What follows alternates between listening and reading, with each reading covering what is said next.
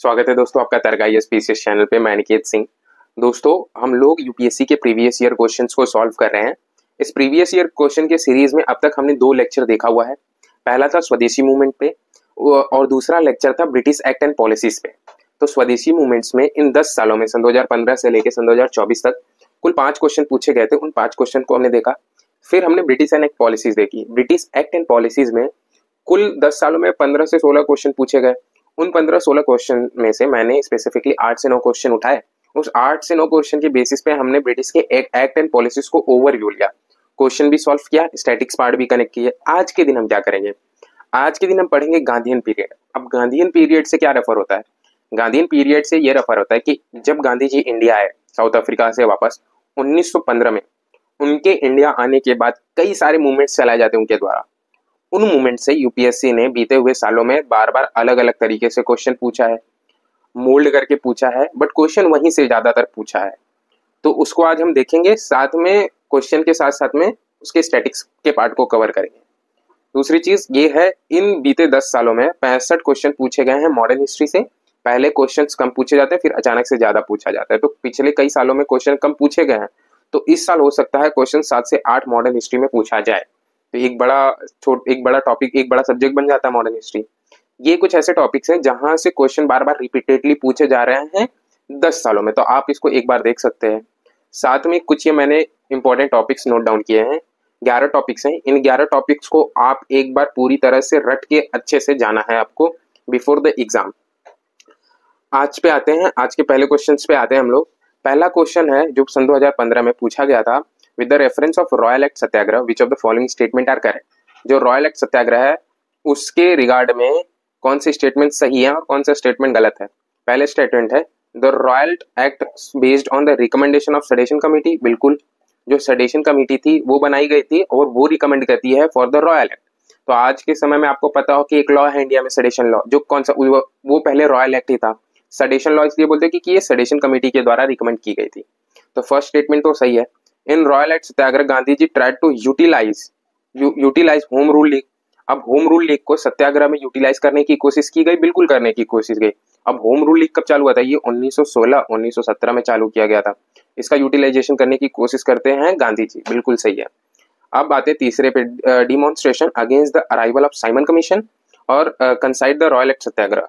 सबसे बड़ी बात है, साइमन कमीशन इंडिया में कब आया? साइमन कमीशन इंडिया में आया 1929 में। क्यों आया? To review Government of India Act 1919 और कुछ अपने रिकमेंडेशन देने के लिए for the Government of India Act 1935। जो यहाँ पे कमी है उसको फिलफिल करने के लिए। तो यहाँ पे साइमन कमीशन तो आ नहीं सकता, क्योंकि रॉयल एक्ट जो हुआ था वो हुआ था 1919 के आसपास। तो स्टेटमेंट नंबर थर्ड गलत हो जाता है। जो थर्ड गलत होता है तो ये गलत, ये गलत। आपका सही क्या बचता है फिर? First and second only. ठीक है, लेकिन आज इस इकलौते क्वेश्चन से हम क्या पढ़ सकते हैं? कीवर्ड्स निकालिए, क्या क्या इंपॉर्टेंट कीवर्ड्स हैं इसमें। पहला कीवर्ड है रॉयल एक्ट, दूसरा सत्याग्रह। तो एक रॉयल एक्ट, दूसरा रॉयल एक्ट सत्याग्रह, दो कीवर्ड हो गए। साथ में इन दोनों चीजों के साथ हम क्या पढ़ सकते हैं? जब रॉयल एक्ट आता है तो उसी के बाद जलियांवाला बाग हो जाता है। जलियांवाला बाग होने के बाद एक हंटर कमेटी बैठती है टू रिव्यू जलियांवाला। तो 4 चीजें हो गई। अब चौथी और 5वीं चीज इसमें क्या पढ़ सकते हैं? मात्र एक क्वेश्चन से हम लोग 5 इंपॉर्टेंट टॉपिक्स कवर कर रहे हैं। अब 5वां टॉपिक ये गांधी जी। गांधी जी के बारे में हमको पढ़ना है। जैसे एक मास मूवमेंट क्रिएट होता है इंडिया में बीते हुए सन 1914 से लेकर 1919 के बीच। एक आग लग रही है लोगों के बीच में, तो वो आग में घी कौन डालेगा? वो डालेंगे गांधी जी। अब गांधी जी कहाँ है? इंडिया में है नहीं, वो तो साउथ अफ्रीका में। साउथ अफ्रीका में क्या कर रहे हैं उसको हम देखेंगे। साउथ अफ्रीका से जब आते हैं इंडिया तो वो तब क्या करते हैं वो देखेंगे। कई सारी चीजें हैं, धीरे धीरे आगे बढ़ के इसको आज तो खत्म कर देंगे इसको हम लोग। ठीक है, आते हैं हम लोग सीधे कहानी चलते हैं। एक बार ओवरव्यू ले लेते हैं, टाइमलाइन लेते हैं, कैसे कैसे चीजें घटनाएं घटती हैं क्रोनोलॉजी में। अगर देखें, समय है 1885 का। 1885 में क्या हुआ? 1885 में स्टैब्लिश होती है इंडियन नेशनल कांग्रेस। किसके द्वारा स्टैब्लिश की जाती है? एओ ह्यूम के द्वारा, जो एक ब्रिटिश सिविल सर्वेंट थे। ठीक है, उन्होंने स्टैब्लिश किया इंडियन नेशनल कांग्रेस। 1885 से लेकर टिल 1905 तक जो ये इंडियन नेशनल कांग्रेस है, आईएनसी, ये एक मॉडरेट फेज में है। ये इसके जो लीडर हैं वो इसमें बिलीव करते हैं कॉन्स्टिट्यूशनल रिफॉर्म में, ना कि अग्रेशन दिखा के। ठीक है, लेकिन 1905 में बंगाल का पार्टीशन होता है और स्वदेशी मूवमेंट स्टार्ट किया जाता है। उस स्वदेशी मूवमेंट में एक्सट्रीमिस्ट के रूप में कई सारे लीडर्स आते हैं, जैसे बाल गंगाधर तिलक, ऐसे कई सारे लीडर्स आते हैं एक्सट्रीमिस्ट के रूप में। 1907 में एक आईएनसी की मीटिंग होती है। आईएनसी की मीटिंग होती है कहाँ? सूरत में। कब होती है? 1907 में। अब इस मीटिंग में जो आईएनसी है वो दो पार्ट में बढ़ जाती है, एक तो मॉडरेट, दूसरा एक्सट्रीमिस्ट। ये दो पार्ट में बढ़ जाती है। अब जो 1907 का पीरियड है वहां से लेके टिल 1919 तक कांग्रेस जो रहती है वो एक्सट्रीमिस्ट फेज में रहती है, ठीक है। लेकिन आज हमको क्या पढ़ना है? आज हमको पढ़ना है 1914 से लेके 1919 तक। इस ड्यूरेशन के पीरियड में काफी कुछ होता है। जैसे 1914 में वर्ल्ड वॉर चालू होता है जो खत्म होता है 1918 में। इसका ही इम्पैक्ट होता है गवर्नमेंट ऑफ इंडिया एक्ट 1919, क्योंकि 1916 में और 1917 में डिमांड आती है सेल्फ गवर्नेंस की, ठीक है। उस डिमांड को फुलफिल करने के लिए गवर्नमेंट ऑफ इंडिया 1919 आता है। आपको एक चीज तो पता होगी, carrot and stick policy Britishers की। उस पॉलिसी के थ्रू ब्रिटिशर्स क्या आप कहते थे? पहले गाजर खिलाओ, ऐसा गाजर तो खुद कड़वाओ, मीठा तो हो ही ना। तो लोगों को गाजर खिलाते थे। जैसे ही गाजर लोग खाना चालू करते थे, मीठा अच्छा लगना चालू होता था, ब्रिटिश पीछे से डंडा बजाना चालू करती थी कि लो भैया अब हो गया, खुश हो आप, दे देते हैं। तो जो स्टिक था वो रॉयल एक्ट था, गाजर क्या था? गवर्नमेंट ऑफ इंडिया 1919 था। चलिए ठीक है, अब दूसरी टाइमलाइन देखते हैं 1914 से लेके 1918 तक की, ठीक है। फिर देखेंगे 1919। 1914 में क्या हुआ? वर्ल्ड वॉर चालू होता है। अब वर्ल्ड वॉर चालू हुआ तो ब्रिटिशर्स को मेजर चीजें क्या रिक्वायर करती हैं वॉर में? क्या चीजें सबसे ज्यादा कमी थी ब्रिटिशर्स को? पहली मनी, दूसरा थे सोल्जर्स। तो ब्रिटिशर्स क्या करते हैं, जब वॉर चालू होता है तो इंडिया से काफी ज्यादा पैसे लेके, पैसे कहाँ पे ड्रेन करते हैं? ब्रिटेन लेके जाते हैं। काफी हाई टैक्सेशन लगाते हैं, ऊपर से वॉर लोन लेते हैं और ब्रिटेन ले जाते हैं। मतलब बेसिकली पैसा ड्रेन करके ब्रिटेन ले जाते हैं और उसको यूज करते हैं वॉर में। दूसरी चीज सोल्जर्स, जो इंडियन लोग थे as a soldiers second world war में पार्टिसिपेट करते हैं, कई हजार सोल्जर्स मारे जाते हैं। वो और कुछ सोल्जर्स जब इंडिया आते हैं तो वो देखते हैं कि there is a lot of difference between Europeans and Indians. हम तो बहुत पिछड़े हुए हैं, हमारे साथ तो बहुत नाइंसाफी हो रही है। तो ये चीजें रूरल एरियाज में उन्होंने बताई। तो एक मास मूवमेंट क्रिएट हो रहा है, लोगों के बीच में गुस्सा जनरेट हो ही रहा है। क्यों? आफ्टर इसका इम्पैक्ट आफ्टर वर्ल्ड वॉर देखेंगे हम कि कैसे ये गुस्सा लोगों के बीच में आजादी के तरफ हमको बढ़ा रहा है। दूसरी चीज, ये वर्ल्ड वॉर के बाद क्या होता है? दूसरी चीज इन्फ्लेशन, जो प्राइस राइज है वो बढ़ चुका है। जो राइज ऑफ इंडियन इंडस्ट्रीज, अब राइज ऑफ इंडियन इंडस्ट्रीज, इसका इम्पैक्ट तो वर्ल्ड वॉर के बाद होता है, काफी समय बाद। 1925 के बाद जो इंडस्ट्रीज इंडिया में खोली जाती हैं उसका इम्पैक्ट दिखता है। अब कैसी इंडस्ट्रीज खोली जाती हैं? जैसे कि टेक्सटाइल्स और स्टील की इंडस्ट्रीज खोली जाती हैं। लेकिन ये इंडस्ट्रीज खोली क्यों जाती हैं? पहली बात तो था कि जो फॉरेन इंडस्ट्रीज थी इंडिया में वर्ल्ड वॉर के टाइम में ठप पड़ जाती हैं और वो अपना बोरिया बिस्तर बांध के ब्रिटेन वापस चली जाती हैं, जिसकी वजह से इंडिया में इन्फ्लेशन बढ़ जाता है, अनएम्प्लॉयमेंट बढ़ जाता है कि जो लेबर वहां पे काम करते थे वो अनएम्प्लॉयड हो जाते थे। अर्बन क्लास टोटली अनएम्प्लॉयड था। तो ये सारी चीजें जो है वो बढ़ रही थी। जो अनएम्प्लॉयमेंट, वेजेस डिक्लाइन, तो पैसे मतलब जो जो लोग कमा भी रहे थे वर्ल्ड वॉर के चलते उनकी जो तनख्वाह है वो कम हो गई, करेंसी डिप्रेशन और ये सारी चीजें हो रही थी।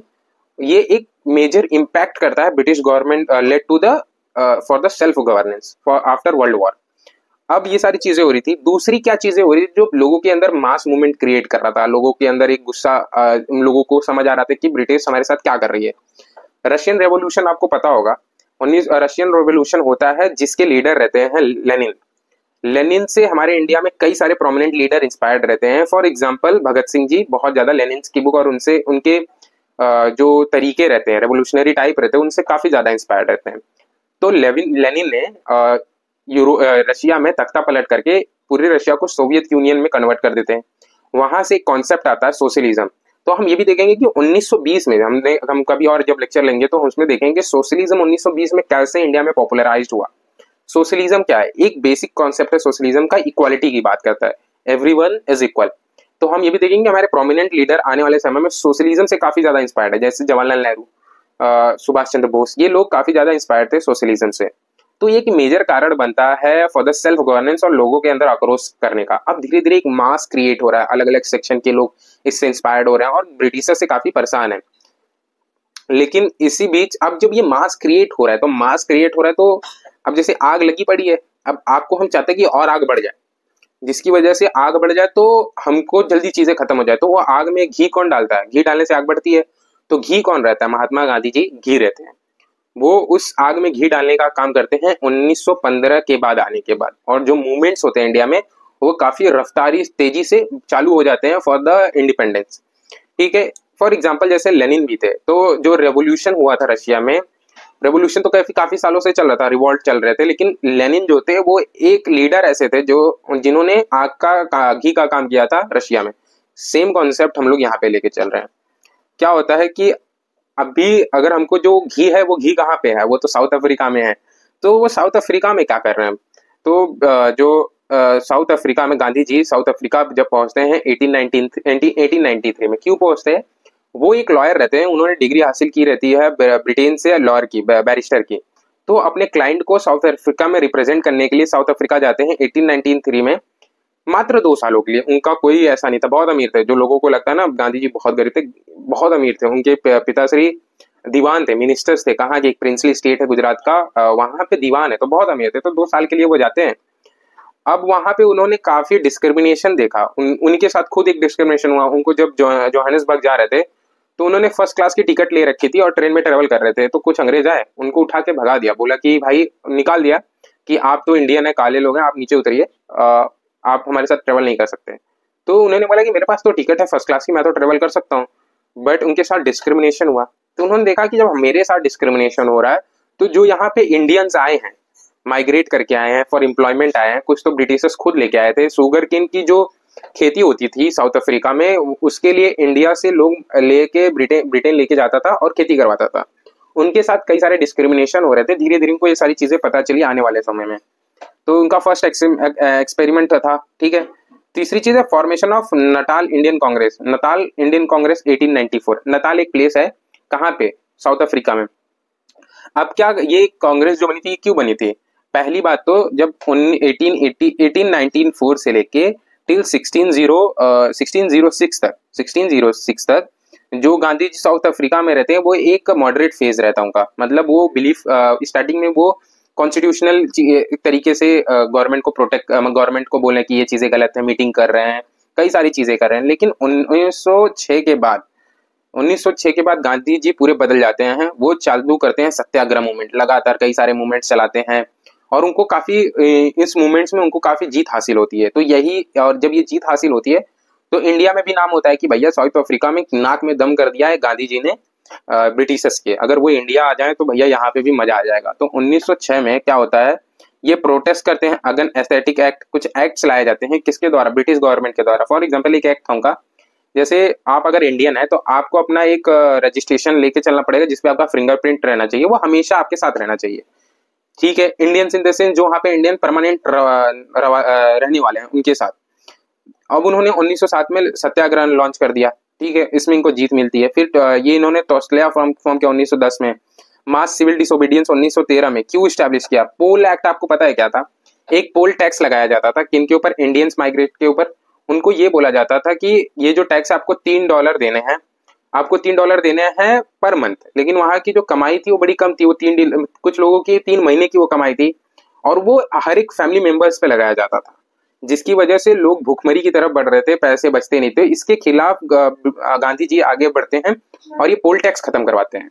पोल टैक्स खत्म नहीं कराते, पैसे बहुत कम करवा दिए जाते हैं, रिड्यूस करा दिए जाते हैं। वहां पे एक और चीजें थी, जो इंडियंस थे उनको बोला जाता था कि आप 9 बजे के बाद यहाँ से घर से बाहर नहीं निकल सकते। आप लोगों के चक्कर में जो वहाँ के इलाइट ग्रुप है बहुत डरता है आप लोगों से। तो चलने पे, फुटपाथ पे चलने पे रिस्ट्रिक्शंस था, रात में निकलने पे रिस्ट्रिक्शंस था। जो माइग्रेट होके गए थे इंडिया से फॉर द एम्प्लॉयमेंट, जो वहां पे रहने लगे थे, उनके साथ काफी भेदभाव किया जा रहा था। तो ये सारी चीजें साउथ अफ्रीका में हो रही थी और उस पर गांधी जी एक्शन ले रहे थे, जैसे कि अपना सिविल डिसोबीडियंस मूवमेंट, अपना फिर सत्याग्रह। सत्याग्रह बेसिकली क्या है? एक ट्रुथ और नॉन वायलेंस का कॉन्सेप्ट है। हम सच्चाई पे टिके रहेंगे और कोई भी चीज में हाथापाई मारा पेटी नहीं करेंगे। सत्य और कोई भी लॉ रहेगा। उनका कॉन्सेप्ट ये था कि अगर कोई लॉ आया है तो अगर वो चीज आपसे गलत है, बेसिकली एक लॉ आया जो नॉर्मल पर्सन के लिए गलत है, तो वो लॉ ही गलत है, तो हम उसके खिलाफ रहेंगे, उसको सपोर्ट ही नहीं करेंगे, टैक्स नहीं देंगे, नॉन कॉपरेट ही नहीं करेंगे गवर्नमेंट। ये सारी चीजें फिलोसफी थी गांधी जी की। ये सक्सेसफुल रहती है कहाँ पे? साउथ अफ्रीका में। उसके बीच में 1901 में गांधी जी पहली बार इंडिया आए थे। 1901 में उन्होंने आईएनसी का सेशन अटेंड किया था। उसमें उन्होंने एक्सट्रीमिज्म जब उनका फेस था तो काफी कुछ चीजें यहाँ से सीख के गए थे। अब एक सेकंड, ठीक है दोस्तों, एक सेकंड दोस्तों। हाँ,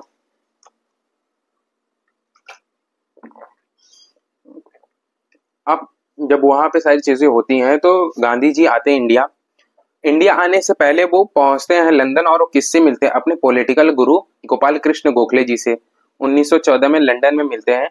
गोपाल कृष्ण गोखले जी उनको एडवाइस देते हैं कि अगर आप इंडिया में जाना चाहते हैं और अगेंस्ट द ब्रिटिश काम करना चाहते हैं तो आप इतने सालों से इंडिया में नहीं है तो आपको नहीं पता इंडिया के जो अलग अलग जिलों में क्या स्थिति है। उनको वो रिकमेंड करते हैं कि आप इंडिया तो जाइए लेकिन डायरेक्ट एक्शन मत लीजिए, पहले इंडिया का भ्रमण कीजिए, चारों इंडिया पद यात्राएं कीजिए, चालू जानिए कि कोने कोने में जो प्रॉब्लम्स है रूरल एरियाज में, अर्बन एरियाज में क्या प्रॉब्लम्स चल रही है उसको सॉल्व कीजिए, आईएनसी के साथ मीटिंग कीजिए और आपको काफी सारी चीजें पता चलेंगी। तो वो उनकी ये बात मान के इंडिया आते हैं 1915 में। और कहाँ पहुंचते हैं? बॉम्बे में। जनवरी 1915 को, 9 जनवरी 1915 को बॉम्बे पहुंचते हैं और वो पूरे इंडिया में पूरी कंट्री को घूमते हैं और कंडीशन ऑब्जर्व करते हैं।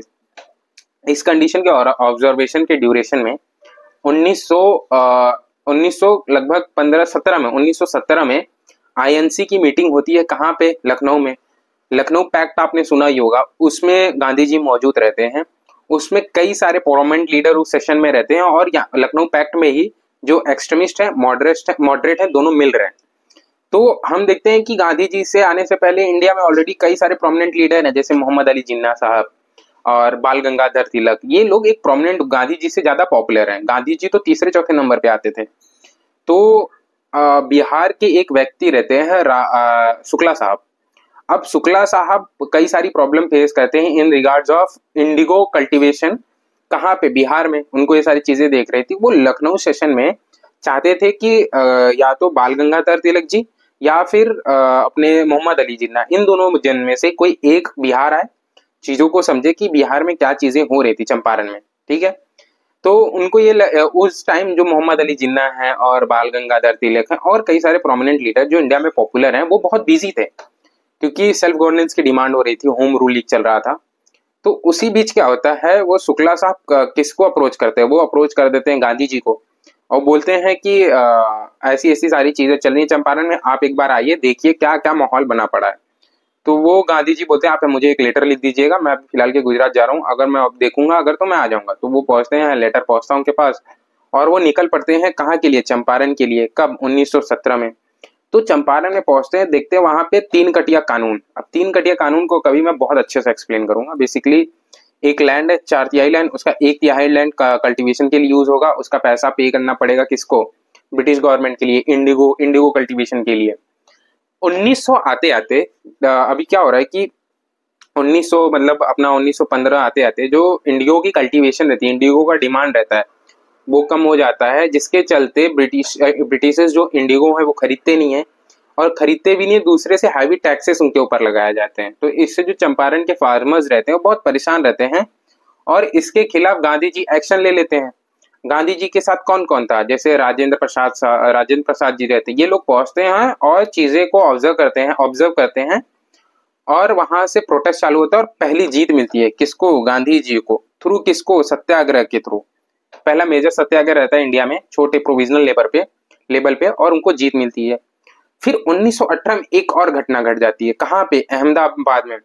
अब अहमदाबाद में क्या होता है? अहमदाबाद में एक बीमारी आती है। उस बीमारी के ड्यूरेशन में इंडस्ट्रीज बंद की जाती हैं। जब इंडस्ट्रीज वापस से चालू की जाती हैं तो एक बोनस देने की बात की गई थी। तो वर्कर्स वर्सेस क्या हो जाता है, जो इंडस्ट्रीज के मालिक होते हैं वर्सेस वर्कर हो जाते हैं। इंडस्ट्रीज के मालिक बोलते हैं कि हम आपको 20% बोनस देंगे और वर्कर जो रहते हैं वो 50% की डिमांड करते हैं। ठीक है, अब इस डिमांड के चलते दोनों के बीच में कॉन्फ्लिक्ट होता है। गांधी जी यहाँ पहुंचते हैं। अब वो साथ देते हैं किसका? वर्कर का। अब वर्कर का साथ देते हैं, साथ में बोलते हैं कि आप लोग 50% की डिमांड मत कीजिए, आप लोग 35% की डिमांड कीजिए और बैठ जाते हैं किस पे? हंगर स्ट्राइक पे। पहला हंगर स्ट्राइक रहता है इनका ये।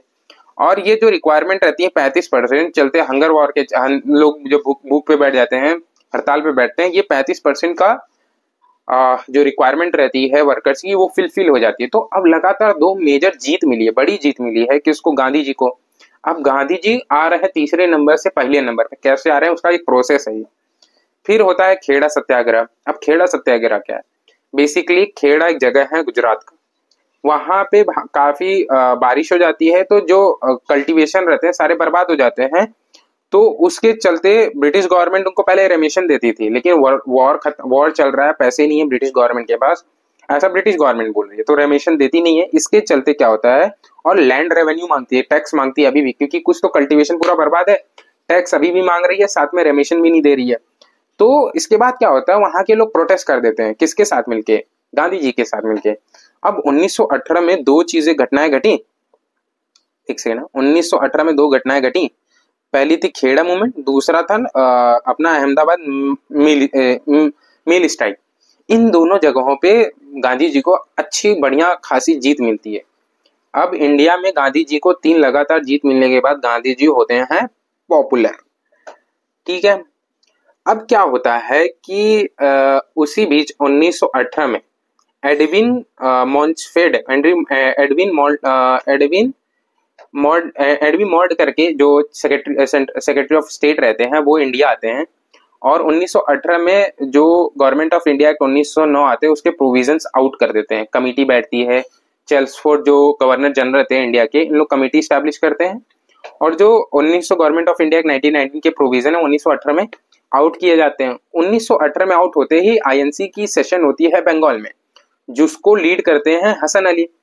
इस प्रोविजन से लोग नाखुश थे, एक मास और क्रिएट हो गया, लोगों के बीच में गुस्सा और बढ़ गया कि हम सेल्फ गवर्नेंस की बात कर रहे थे, आपको हमने सपोर्ट किया वर्ल्ड वॉर में, पैसे हमारे इंडियंस के लगे, सोल्जर्स इंडियंस थे, नुकसान इंडियन का हुआ, सेल्फ गवर्नेंस की मांग की थी, सेल्फ गवर्नेंस के नाम पे आपने कुछ हमको दिया नहीं।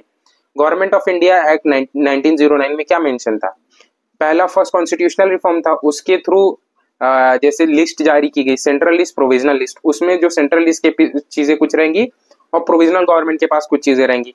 प्रोविजनल गवर्नमेंट में इंट्रोड्यूस किया गया अपना ट्रांसफर लिस्ट और रिजर्व लिस्ट। ट्रांसफर लिस्ट में जो प्रोविजनल गवर्नमेंट है, जो जो इंडियन गवर्नमेंट है, वहां उसको कुछ चीजें दी जाएंगी, और रिजर्व ब्रिटिश अपने पास कुछ करके रिजर्व रखेगा। जो मेन चीजें थी, पुलिस था, लॉ मेकिंग प्रोसेस थे, ये सारी चीजें ब्रिटिश अपने पास रखती है। जैसे लोकल सेल्फ गवर्नमेंट के प्रोसेस हैं, जो छोटी मोटी चीजें हैं वो दे देती है किसको, वो देती है प्रोविजनल गवर्नमेंट को। उसी टाइम इंट्रोड्यूस होता है बाई कैमरल लेजिस्लेचर। अब बाई कैमरल लेजिस्लेचर में स्टेट जो काउंसिल्स ऑफ स्टेट है और लेजिस्लेटिव असेंबली स्टैब्लिश होती है।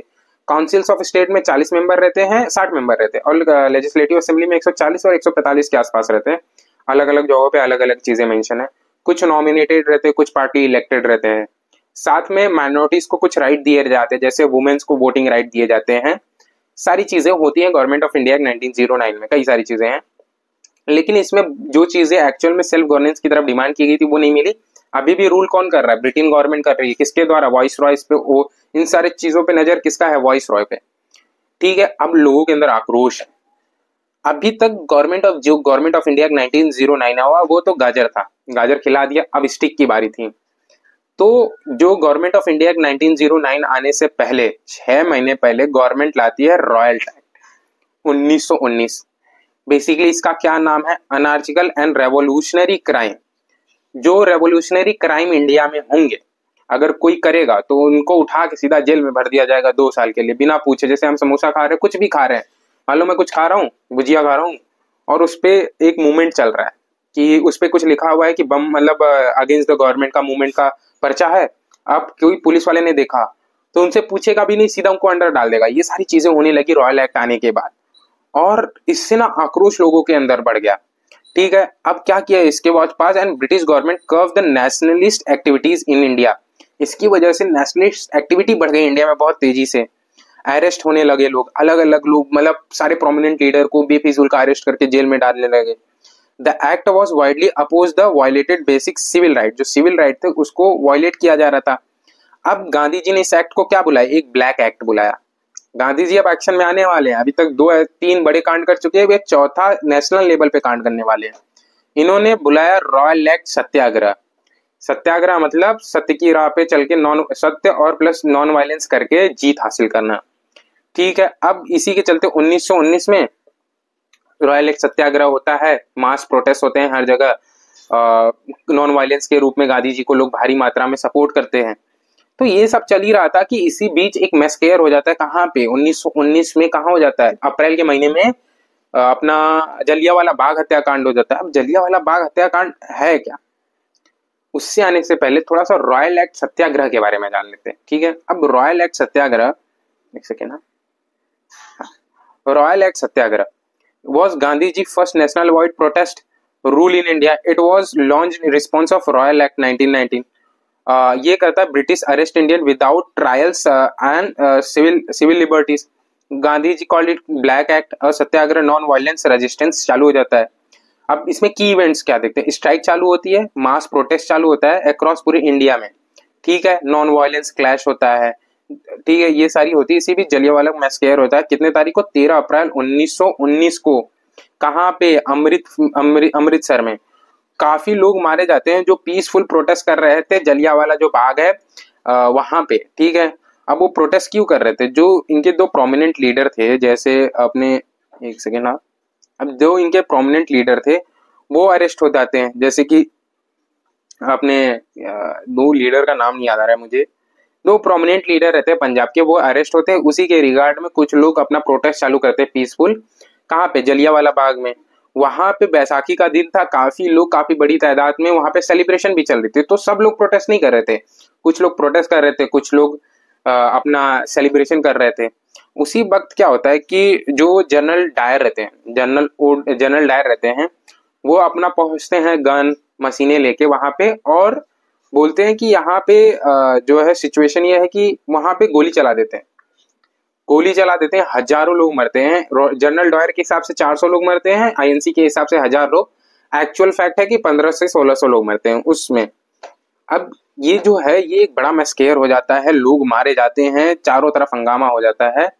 इसी बीच जो ये सत्याग्रह मूवमेंट था वो बंद हो जाता है, लेकिन ये मेजर कारण नहीं था सत्याग्रह, जलियांवाला बाग कारण नहीं था सत्याग्रह मूवमेंट बंद होने का। उसका कारण था कई अलग अलग जगह पे जो गांधी जी नॉन वायलेंस की बात करते थे ड्यूरिंग द ये अपना सत्याग्रह मूवमेंट, कई अलग अलग जगहों पे वायलेंस चालू हो जाते हैं। तो गांधी जी को लगता है कि अभी मैं प्रिपेयर नहीं हूँ, अभी मैं गलत राह पे हूँ, अभी मुझे सुधार करना चाहिए और देखनी चाहिए। इनको जलियांवाला बाग के बारे में पता नहीं रहता है, उनको बाद में जाके पता चलता है। इसी के बाद उन्होंने इसका एक अलग मूवमेंट चलाया, ठीक है। अब क्या होता है, सिविलियंस कहाँ पे, अमृतसर पंजाब में, जनरल डायर ऑर्डर करते हैं ट्रूप्स को fire peacefully, gathering man women children सब मारे जाते हैं, बच्चे छोटे बूढ़े, 1000 लोग के अराउंड लोग मारे जाते हैं, ठीक है। अब इसी के चलते ब्रिटिश गवर्नमेंट एक कमिटी स्टैब्लिश करती है, हंटर कमिटी, कब, अक्टूबर 1919 में, to investigate incident. How the committee already justified the British action. Committee ने बाद में जस्टिफाई किया कि ये जो एक्शन लिया गया था वो सही था, बेसिकली कुछ सुना नहीं जाता है। तो 1920 में फिर नॉन कॉपरेशन मूवमेंट, ये जब हंटर कमिटी आती है और इनको पता चलता है कि ऐसा कुछ हुआ है, 1920 में गांधी जी चालू करते हैं नॉन कॉर्पोरेशन मूवमेंट। हमने ये सारी चीजें देखी, एक बार टाइमलाइन देख लेते हैं 1914 से 1919 तक क्या होता है। अब 1914 का टाइम है, गांधी जी इंडिया है 1915 में, 1915 आने के बाद 1917 में और 1916 में क्या चल रहा है, होम रूल चल रहा है 1916 में, किसके द्वारा, तिलक जी के द्वारा और एनी बेसेंट के द्वारा। और ये डिमांड क्या कर रहा है, सेल्फ गवर्नेंस की। ये जो फिलफिल होता है ये होता है 1919 में, गवर्नमेंट ऑफ इंडिया एक्ट 1919 में, नाम का सिर्फ। ये इसी बीच हो जाता है जलियांवाला बाग, ठीक है, 1919 में। इसके बाद स्टैब्लिश होती है हंटर कमेटी, ठीक है। ये सारी चीजें हुई और 1917 से के बाद से लेके 1918 तक, 1918 में भी चीजें होती हैं। क्या होती हैं, दो मूवमेंट्स करते हैं गांधी जी, खेड़ा मूवमेंट्स और अहमदा मिल्स स्ट्राइक। तो ये चीजें इन कई सालों में होते हैं। तो मैंने बताया था ना 1914 से लेकर 1919 तक हमको देखना है, ये इंपॉर्टेंट था। आते अपने दूसरे क्वेश्चन की तरफ, which one of the following is a very significant aspect of the Champaran Satyagraha. Champaran Satyagraha के बारे में बताया था जो 1917 में हुआ था, उसका सिग्निफिकेंस क्या था। Active all India participation of lawyer student women national movement, नहीं।